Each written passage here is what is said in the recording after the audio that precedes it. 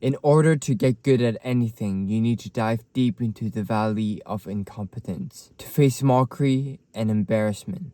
Feeling like an imposter means you're attempting something that matters. You only feel like a fraud when you're reaching beyond your current skill level. Thinking back, I suffered tremendously from imposter syndrome when I first transferred to film school. I was surrounded by a bunch of nepo babies with fancy cameras. I felt really out of place. I felt like I didn't belong there. I even considered changing my major. I remember venting to my upperclassman about my frustration, and he suggested me to watch an interview of Francis Ford Coppola talking about the making of his film Apocalypse Now.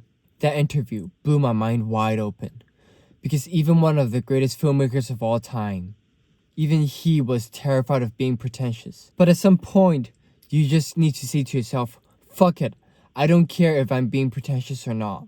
Because this is literally a matter of life and death. In the truest sense of the word, you are going to die. In 100 years, no one will remember whether you are an imposter or not. And so, what if we're aspiring to be something greater than ourselves? Isn't it better to die having attempted than not trying at all?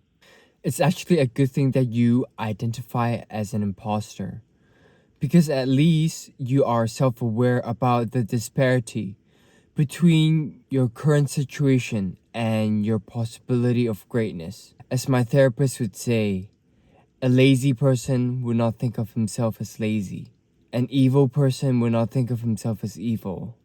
An imposter, a true imposter, would not think of himself as an imposter. Besides, the valley of incompetence is where growth lives. Everyone who is great at something was terrible at it at some point. Most people fail because they don't know they're in a valley. Having imposter syndrome is actually a competitive advantage if you think about it, because at least you know you suck. Risk your comfort, risk embarrassment, risk looking pretentious, because the alternative is staying safe and small. You're either making your own movie or you're an extra in someone else's. Dare to be an imposter, because at least you're doing something. And that beats everybody who are sitting on the sidelines, complaining, commenting, and doing nothing at all.